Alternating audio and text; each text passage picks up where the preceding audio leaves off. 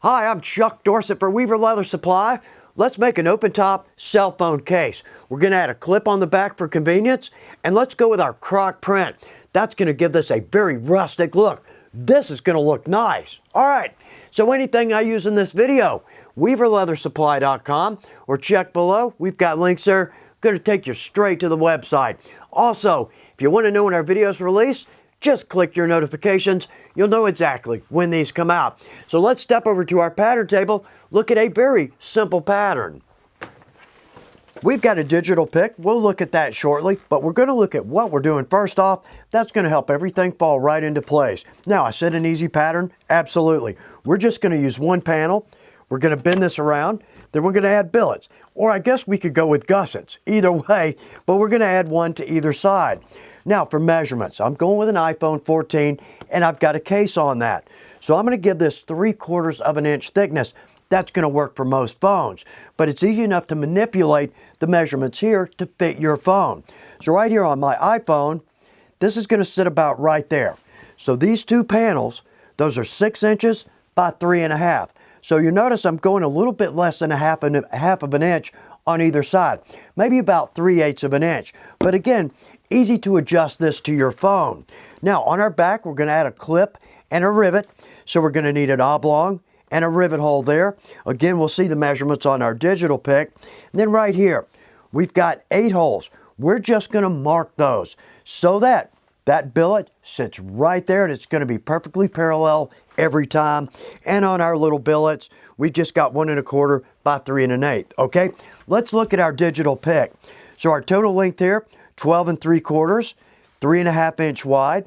I've got our measurements coming from the throat down to mark our holes for sewing. And then our oblong, rivet hole, and at the bottom, we've got our 2 billets. We're going to need to cut 2 there. All right, so we've got a good idea of what we're doing. Let's step over to our main table, start cutting some leather. One of our problems is not a lack of options. We've got all kinds of possibilities. And I want to make a cell case out of every one of these leathers at Weaver. We've got some gorgeous embossed prints. But for me, if I'm going to make a cell case for myself, these are a little too glossy, a little too flashy. I want to go with something that's more of a matte, maybe a very flat finish. That Croc is exactly what I'm looking for. Now, it's a little too thin to make a cell case, so we're going to line this. And we'll talk about this leather here very shortly.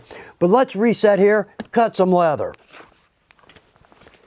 If we're just going to make one of these, poster board, it's a great way to go. It's inexpensive. We can fold it. We can bend it. It's easy to mark, easy to cut. But if we're going to make more than one, and I hope we will, I hope these are popular enough with family and friends that we're going to make more. Well, if so, let's transfer this over to our pattern sheeting. It's easy to cut, easy to mark, but very durable. Makes a good pattern. Now, one good point.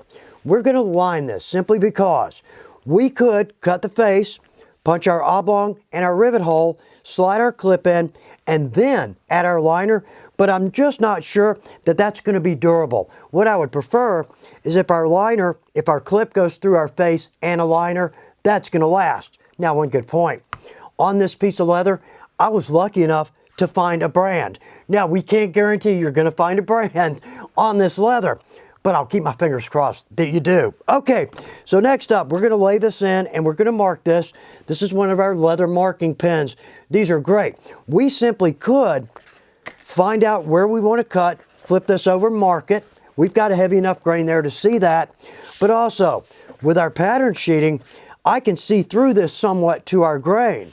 Now, right here, we've got a nice embossed piece, but since we're going to sew this, I'd love to lay that in right there. But because we've got these heavy pieces of grain, we've got air pockets. We're going to sew this, and that's just not going to sew that well. Go that route if you want to, absolutely. But what I think I'm going to do, let's come over here to this grain. Good, about right there. Now, another good point on this Croc. For us crafters, we typically aren't going to use the whole thing or make big panels out of this. We're going to use smaller pieces for decoration. So therefore, right there, not going to go to waste by any means. All right, so let's trace this in.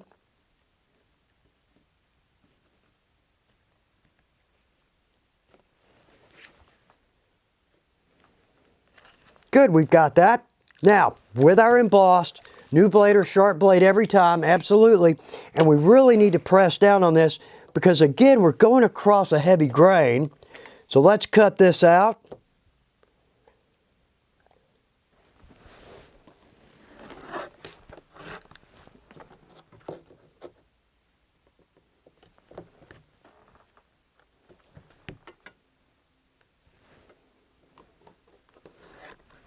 Good, we've got that separated out. Okay, now we need 2 at 1 1/4 by 3 1/8. Now, I would prefer to go with a different leather for this.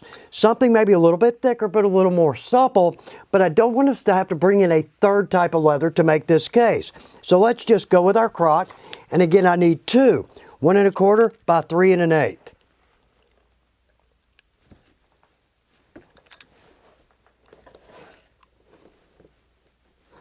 And we've got those. Okay, those 3 pieces are cut. Let's reset, cut our liner. Our Croc is a little bit supple. In fact, that's why we're lining this. So for our liner leather, I'd like something that's not too thick. I don't want this to get too bulky, but at the same time, we need a little body to that. Perfect choice. This is our Sao Paulo. In fact, this comes in some gorgeous colors. Jade, apricot. This is the dark brown. Now, when we add a top coat to this, it is absolutely beautiful. It's a great leather, both for face and liner. But we're going to glue these together with some contact cement.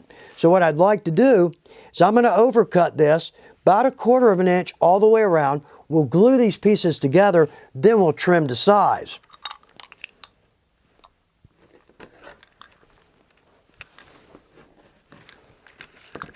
Well, that was easy enough. Okay, let's take these pieces over to our pattern table. Let's add some glue. Let's go with our S18. This is my favorite contact cement. Now, with contact cement, first off, we've got to have good ventilation.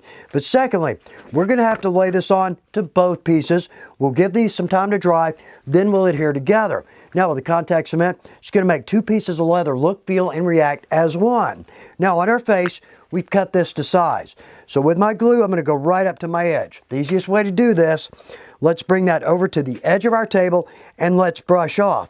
That way we don't get glue on our table, run our project across that. But we want to get right to the edge because we don't want air pockets. Now we've overcut here, but still again, don't want those air pockets. So let's get glue right to the edge on that.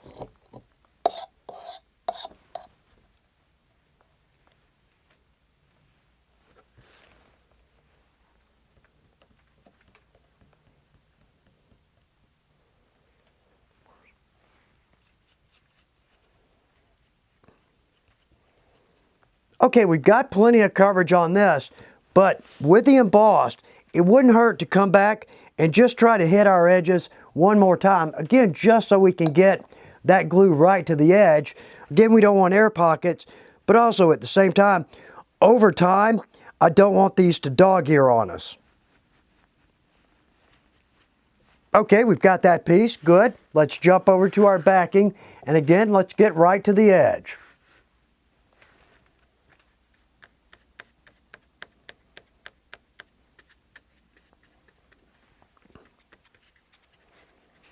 And we've got some good coverage there. Now, I always feel like 1 coat is going to be sufficient, but 2 would never hurt. So your project, your call. If you want to do 2 coats, you absolutely can. All right, so let's leave these right where they are. Give those about 5 minutes to let that glue set. We've given this some good dry time. Now, what we're looking for is the glue appears dry, feels dry, but it's tacky. That's what we want. Now, the only downside to contact cement, we get 1 shot here. So let's lay this in easily. Good, and I've got ample room all the way around. Now let's just run our hand out. Press our edges.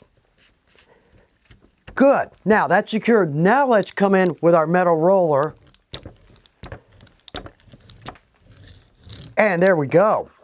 That Croc's got some good body behind it, and it's a nice matching color too. Very nice. Let's go cut to size. Typically, when I trim to size, I'm just going to use the face leather as my straight edge, but again, a little bit soft. And if we cut and press against that, there's a chance we're going to cut in. We don't want that. Let's make this easy. Let's just go with our straight edge. I'm going to get that right to my edge. And again, new blade or sharp blade always when we're trimming to size. Good, and separate that up. All right, we've got that. Good cut all the way around. That's what we're looking for, okay? Now let's mark. I'm going to mark for my oblong, the rivet hole, and then our 4 stitch marks. But right here, let's just see which looks better. Actually, I think that looks good right there.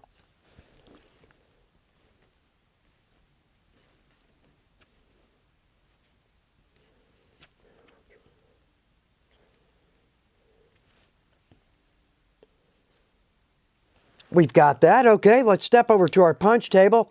We're going to drop in our oblong, round end, and rivet hole. We're going to go with a 1-inch belt clip, and I love this. It's a good quality clip. Great example. This is my box knife sheath. I've been using this for 15 years. That clip is still as strong as the day I put this in. Now, that's technically 7/8 of an inch. So I'd like to go with a 7/8 inch oblong, but that's a very obscure size. 1 inch is going to work for us. So on this end, let's come to our mark, do our best to center that. Hit that mark on the nose. Good, there we go. And for our rivet hole, we're going to go with a round hole. This is our 1/8 inch. Very nice. And last up, let's go with a 1.5 inch round end. And I'm just going to sink that in about 2/3 of the distance. Now, we don't have to have a thumb grab here, or we can simply cut that by hand if we don't have the tool. There we go. Same on the other end. Very nice. All right, let's add our round corners. Let's use our corner knife. This is one of the most helpful tools in my shop. In fact, at Weaver, we've got these in 6 sizes. But the 30mm, which we'll use in the 25, those are good mid-sized round corners. Those will work on a lot of projects. So right here, let's round corner all 4 corners.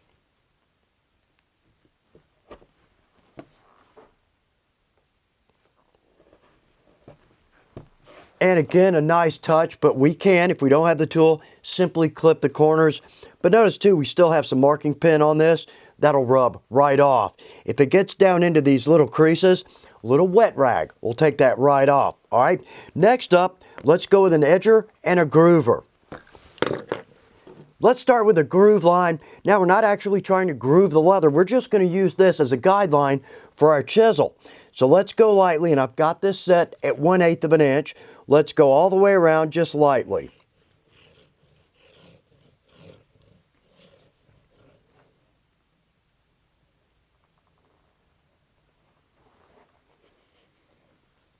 Okay, we've got that. Now let's go over to an edger. Now we're going with a number 1, and this needs to be sharp. When we try to edge an embossed leather, it's not going to edge well. All we're doing here is just trying to knock off that hard top edge.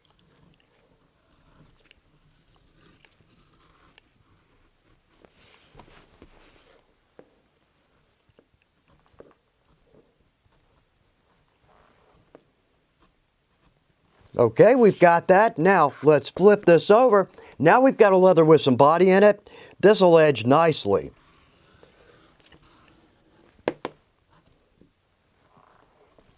We've got that piece, okay?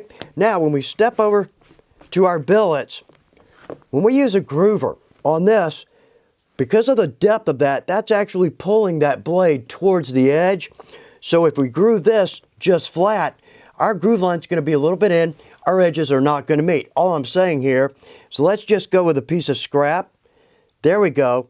Now let's lightly drop in a groove line on both. Good, we've got that. We are almost ready to start sewing this together.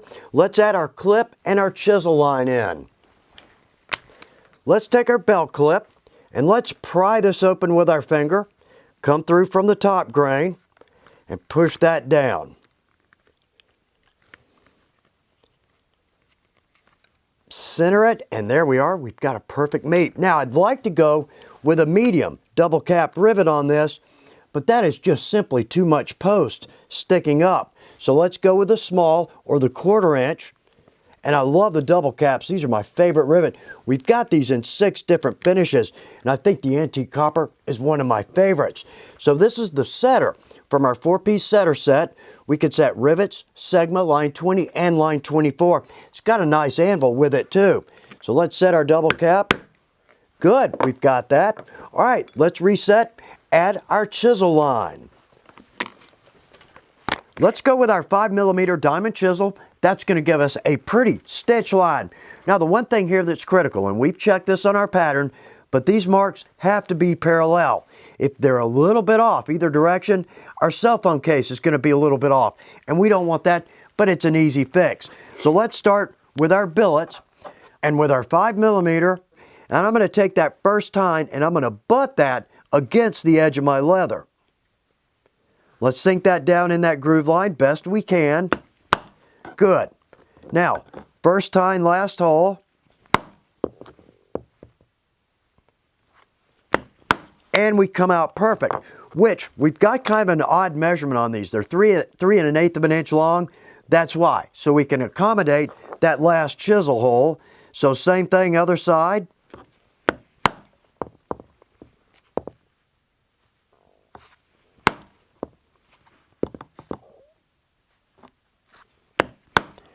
Now, one good point too, let's make sure we get that chisel, the full width of the chisel, through that leather. That'll make it easy on us when we start to sew. Same thing on this piece.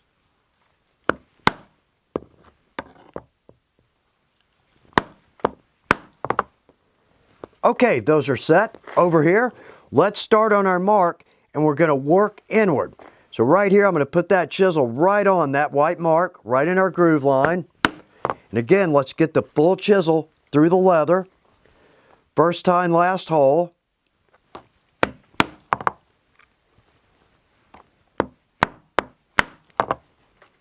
Good. We need one more, so let's go over to our 2 tine. Drop that in. Okay, so we start and stop on our marks.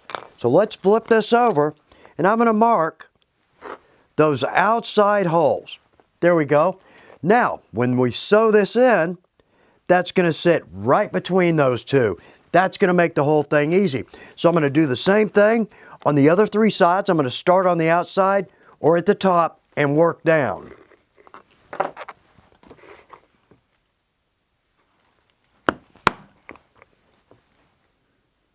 Good, those are easily seen. Okay, now let's flip this over, and I'm going to connect the 2.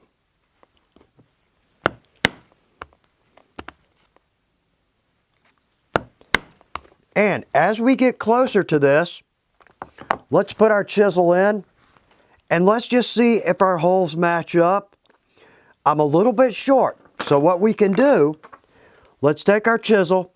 I'm going to mark, just hit it hard enough to mark, but now I can see that next chisel hole. I'm going to scoop my chisel a little bit that way. And we're almost perfect, but let's do it again. I'm going to mark, then I'm going to scoot over just a little bit.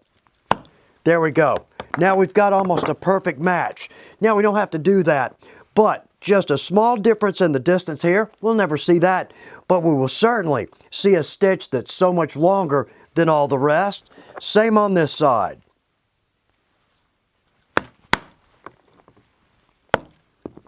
Good, we've got that. Now all we have to do is work our way out and around on both ends.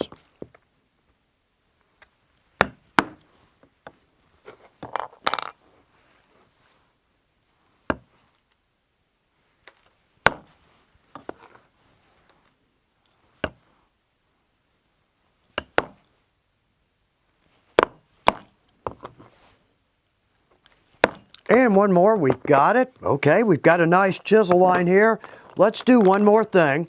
Much like our crazy horse, notice how this can get a little bit yellow when we force a tool through that.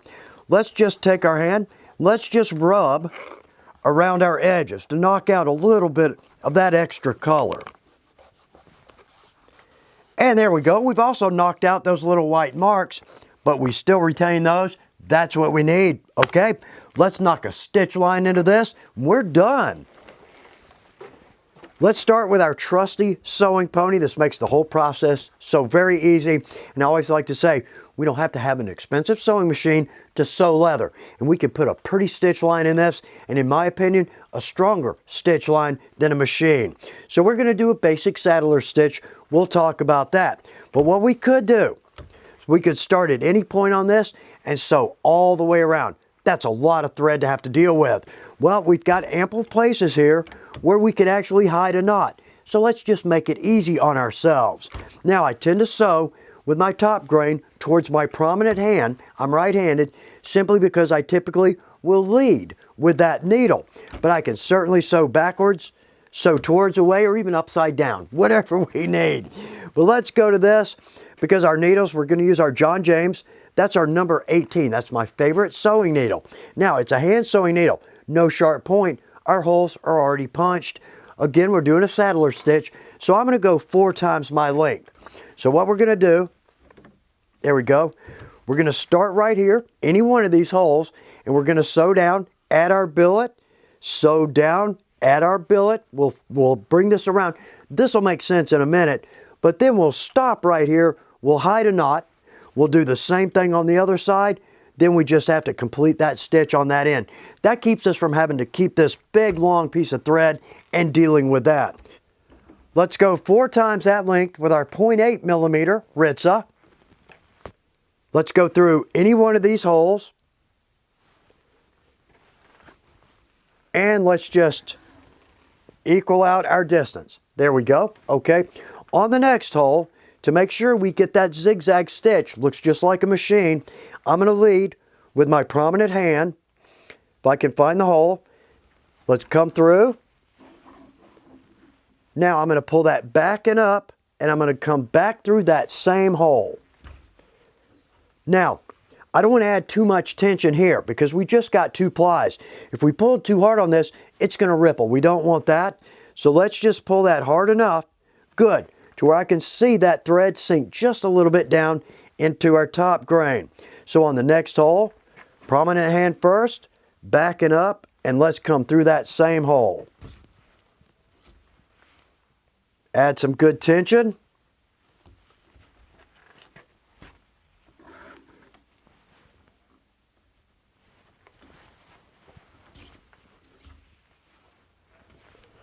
Now here's a good point. If you're sewing along and you think your stitch line just doesn't look as good as it should, it's not your fault. Here's what I'm talking about. So right here's a knife sheath. We did a video on this. This is hand sewn, but we've got 2 very different leathers here. This is a veg tan. We've got a lot of body to that. Right here, we've got a much more supple leather, but also this is embossed. So it's just not going to look good as the veg. Now we'll hammer this down and it will look better. So let's flip this around so we can see what we're doing. There we go. Okay, so there's our mark. I'm going to come through that hole.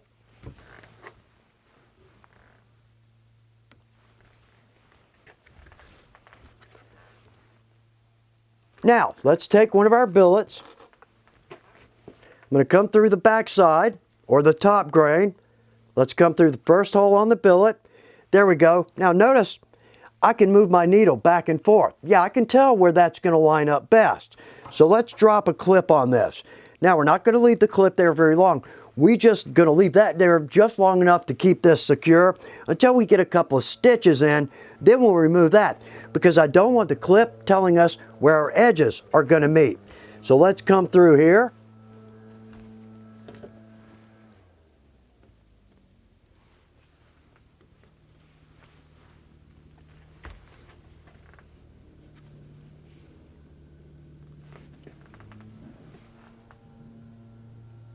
And there we go. We've got a couple of stitches in that. We can remove the clip now. All right, so from here, there we go. I'm going to sew right down to 1 hole before our next mark.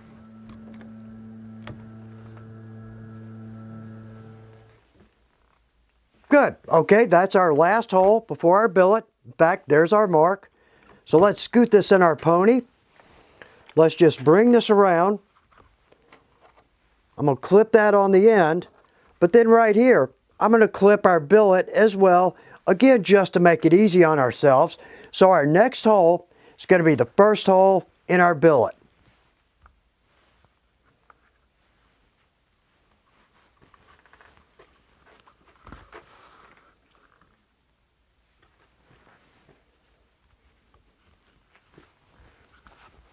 There we go. Okay, now we've got 2 holes left before we come off the billet.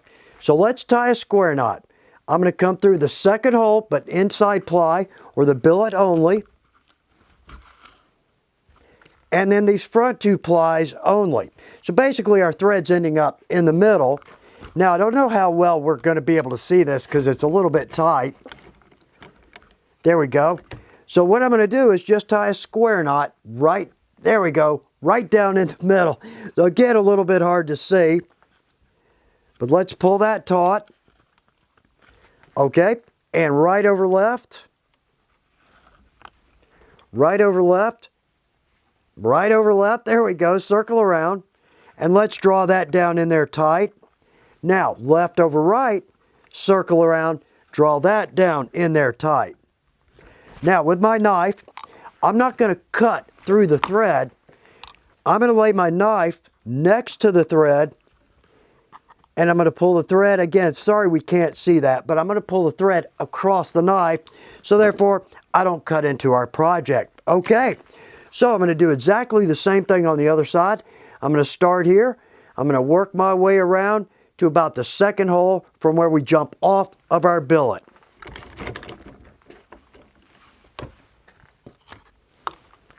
We've got that. Okay, we are almost there.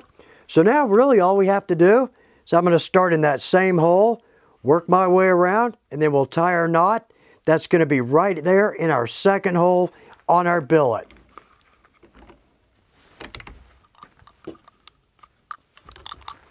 And there we go. Definitely rustic. Well, let's do a little bit of cleanup and we're done here.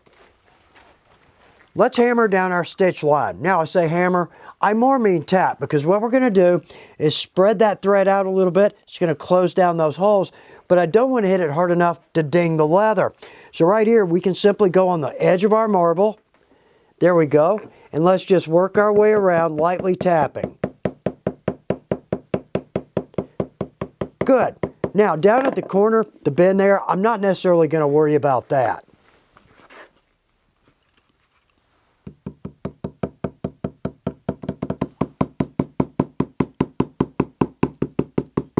And there we are. Good. Now I feel like that could be a prettier stitch line. Not what we're doing on this. We're keeping this rustic. So now, just with a simple cotton rag, let's try to rub that down a little bit. Remove a little bit of that yellow that's come through from our groove.